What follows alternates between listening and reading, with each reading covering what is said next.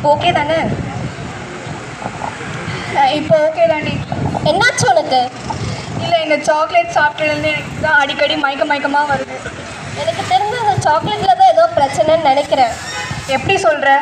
ஏன்னா அதில் ட்ரக்ஸ் இன்யூஸ் பண்ணியிருக்காங்கன்னு நினைக்கிறேன். ஆனால் அந்த அக்கா பார்க்க நல்லவங்க மாதிரி தான் இருக்காங்க. நீ எப்படி அந்த அக்காவை பார்த்தனே ஜட்ஜ் பண்ணுவேன்? அந்த அக்கா வாலண்டியராக நம்மக்கிட்ட வந்து தராங்களே, அப்பயே தெரில அவங்க ட்ராப் இது. இனிமேல் அந்த அக்காவை பார்த்தா சாக்லேட்ஸ் வாங்கக்கூடாது. நம்ம இக்னோர் பண்ணிட்டு நம்ம போயிடணும். ஹே கேர்ள்ஸ், இன்னைக்கு உங்களுக்கு அந்த சாக்லேட்ஸ் வேணாமா? இல்லைக்கா, எங்களுக்கு சாக்லேட்ஸ் வேணாம்.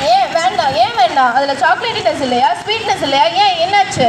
நீங்கள் அதில் ட்ரக்ஸ் இன்யூஸ் பண்ணியிருக்கீங்க, எங்களுக்கு வேண்டாம். அப்படிலாம் ஒன்றும் இல்லை. இந்தாங்க, பிடிங்க. இல்லை, எங்களுக்கு விடுங்க. நீங்கள் இந்தாங்க, எடுத்துக்கோங்க.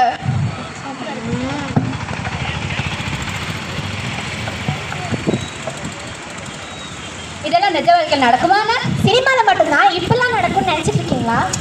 பார்த்தத வில்ல மாதிரிலாம் இருக்க மாட்டாங்க, பழம் மாதிரி பேசுவாங்க. இவங்க ஸ்மைலுக்கு ஆஸ்கர் அவார்டே கொடுக்கலாம். தேன் தடவைனாலும் கட்டி வெட்ட தானே செய்யும். இந்த பக்கம் பார்த்தா ஃபேமிலியில் கஷ்டத்தை குறைக்க ட்ரை பண்ணலாங்கிறான். இந்த பக்கம் பார்த்தா ஸ்டடீஸ் இம்ப்ரூவ் ஆகும், மார்க் நிறையா வாங்கலான்னு ட்ரை பண்ணுறேன்றான். சரி, பின்னாடி திரும்பி பார்த்தா சாக்லேட்னு ஏமாற்றி கொடுத்துருக்குறாங்க. ஆனால் ரிசல்ட்டு எல்லா வாழ்க்கையும் சின்ன பாக்கெட்டில் அடிச்சிட்டாச்சு.